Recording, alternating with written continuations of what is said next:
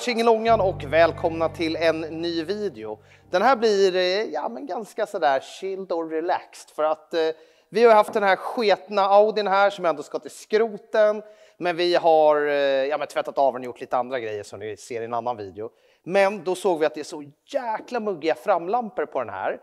Och jag tänkte bara visa lite hur ni enkelt går från så här trista till så där fräscha som det är på andra sidan. Egentligen i 1,5 steg. Och sen ska jag förklara lite mer om det är ännu värre än vad det här är. Men jag tänkte vi ska polera av de här, visa lite vad polermedlet går för och lite i allmänhet prata om hur ni fräschar till era lyktor när de blir så här dåliga. För att det är jäkligt enkelt, det kanske tar en liten stund om man gör det ordentligt. Men slutresultatet blir i stort sett alltid kanon och ni behöver inte köpa nya och ni kan klara besiktning och allt sånt där. Så att då kör vi igång. Självklart så behöver vi ju en polermaskin för det här. I det här fallet så kör vi en Rupes 75, alltså en lite mindre maskin. Nu har vi faktiskt gjort den andra sidan redan så vi vet ju ungefär hur slutresultatet kommer bli. Och den andra sidan var ännu mera matt, så det var lite trist att vi inte filmade den. Men vill ni se det får ni gå in på TikTok, för där har vi gjort en video för det också. Men oavsett så är det ju, vi kommer att köra med en mikrofibertrissa eller typ ulltrissa till att börja med och sen avsluta med en skumtrissa. Och det som är kul med vårt polermedel, det är ju att det är jävligt bra såklart, men det är jäkligt enkelt att använda. Och det roliga med är att det klarar hela vägen ner till 1000 grit, alltså 1000 våtslipapper och kan avsluta hela vägen upp till 4000 beroende på pad, hastighet, maskin, värme, allting runt omkring. Men jag tänkte bara vi skulle visa två egentligen enkla steg hur vi kommer få till de här. Man kan alltid börja med när man har framlampor och börja med att prova att polera först och se lite vad som händer.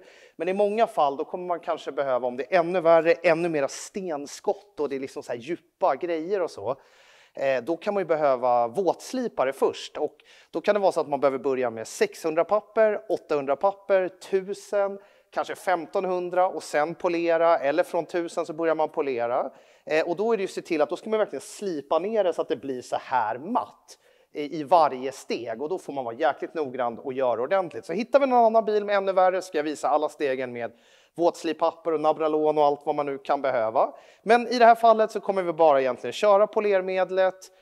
Och så får vi hoppas att resultatet blir bra. Egentligen spelar det inte så stor roll på den här sketna bilen, men jag brukar alltid med och jag börjar med att öppna huven och sen så ska vi bara ploppa huven där. Men så man får undan det och sen så kan man ju maska hela vägen runt för man vill ju inte att det ska hålla på komma ner på lack och grejer. Men som sagt den här jävla skithögen ska ju alltså skrotas så att frågan om det verkligen är värt att tejpa upp det. Men har ni på era normala bilar som inte ska gå till skroten, dra alltid tejp runt ordentligt. Så. Ni ser ju annars, om man kör med maskinen så är det ju risk att man kommer ner på lacken här. Det är jäkligt onödigt om det inte behövs. Så att på en bil som inte ska åka till skroterian så ska det tejpas hela vägen runt. Och sen är det ju helt beroende på tester fram vad ni gillar liksom. Jag brukar ju normalt sett i stort sett alltid köra med skumpads. Jag tycker att det blir bättre finish, det är enklare att hålla på med och sådär. Eller kanske inte enklare att hålla på med. Men i det här fallet så nu hade jag inte så jättemycket olika pads hemma. Så vi testar lite med det vi har. Men när ni har en sån här mikrofiber eller ullpad så är det viktigt att man primar ordentligt från början. För man behöver egentligen inte mycket polermedel. Men man vill ju se till att det verkligen kommer ut överallt i själva padden innan. Liksom. Så att jag brukar alltid börja med att dra ut lite och sen försöker jag massera in det så gott det går då, i själva padden. Och det här behöver man inte göra om sen, utan man börjar med att prima padden just för att man ska veta att det finns polermedel överallt.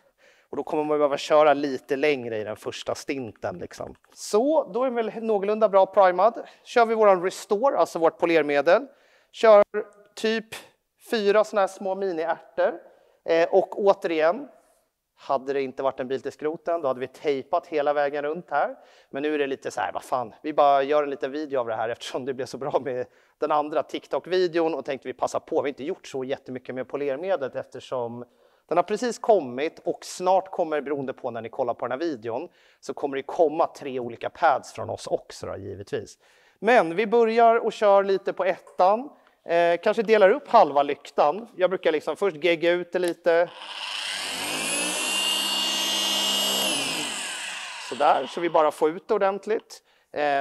Nu är det padden är lite fuktig för att jag precis rengjorde den innan. Men nu börjar jag bara bomba loss här. Jag kör på den här maskinen, de är ju lite klenare de här 75orna, så jag kanske kör på 3:an. Men försök att hålla er på kanske 2,5-3 typ någonting. Håll er på ganska låga varv när ni vill kutta med det här polermedlet, för att då klumpar aluminiumoxidet ihop sig ordentligt, och med värme och sådär också så kommer det liksom hugga tyngre chans. Och sen istället för att bara torka av och gå på med ännu mer medel så kommer vi bara byta pad och sen så gör vi finishsteget med det. Men det är inte så mycket svårare än så, att jag kommer bara köra på här en stund och så får Kevin hänga med, får vi se hur det blir.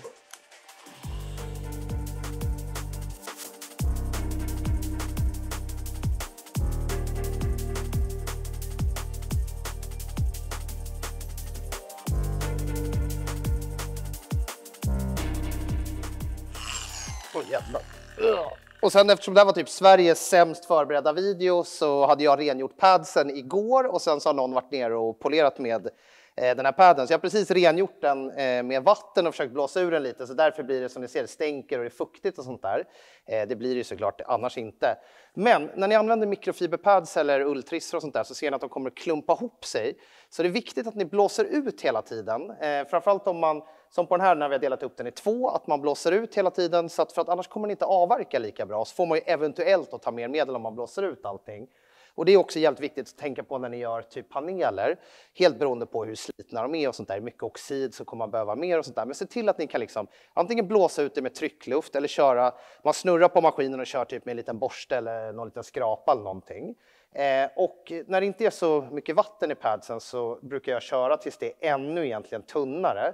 Men nu blir det ju lite som en hinna eftersom det är fuktigt. Men istället för att ta mer medel nu så tar jag bara en fräsch pad, även om den är gammal, men lite begagnad.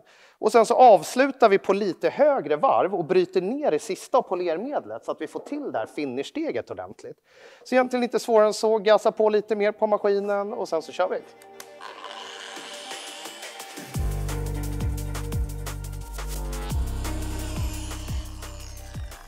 Och ni ser ju, nu har inte ens jag torkat av medlet, men ni ser ju redan vilken jätteskillnad det är. Och jag ser ju här att jag skulle behöva gå lite hårdare där i första steget. Och där är det ju då viktigt att man tejpar återigen om man inte ska skrota grejerna.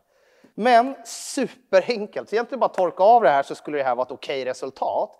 Vill man som sagt göra det liksom 100, 100, 100 och man har haft massa stenskott och andra grejer i, då är det våtslipa. Och förslagsvis börja med att polera, känna av lite vad händer. Sen så får ni ju ta det lite tuffare steg då, 600 eller 800 grit eller någonting. Och sen så är det bara att köra med de här stegen, men superenkelt. Så att jag blåser väl av den andra sidan med den andra trissan också. Snygga till lite där uppe, avsluta med det här. Ska vi torka av och så måste vi lägga någon form av skydd efter också. Men ni ser ju, det här gör ni ju själva ute på typ parkeringen bara på några minuter. Så fan, jag tycker polermedlet verkligen levererar här alltså.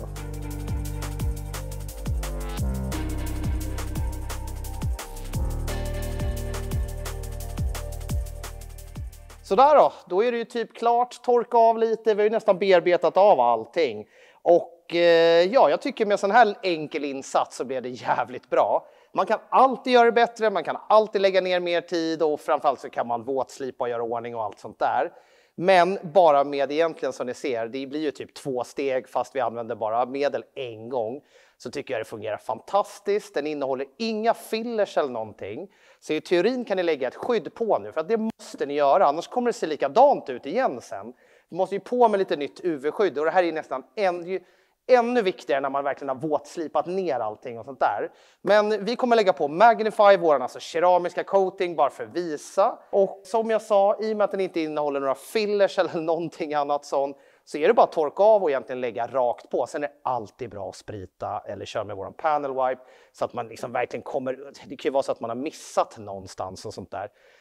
Men Restore fungerar jävligt bra liksom. Så att vi avslutar med lite Magnify coating och sen så är ju typ den här videon klar. Så att in och kika på tearshine.com eller hos närmsta återförsäljare. Restore heter den här, den finns i 200 ml och 500 ml. Och det är egentligen padden som du använder som avgör vilken kutt den ska ha. Så det är ju en extrem allround produkt. Allt från heavy cut till superfinish. Går att använda på alla typer av lacker och allting sånt där. Så att hoppas ni gillar lika mycket som jag gör. Och det här är the final version. Vi har ju haft prototypen ute tidigare. Men den här är den färdiga produkten helt enkelt. Så att in och kika på det. Hoppas ni tyckte det var kul med den här sjukt märkliga, kanske lite halvoseriösa videon. Eftersom jag inte har förberett någonting innan. Så syns vi framöver då. Så ha det så bra.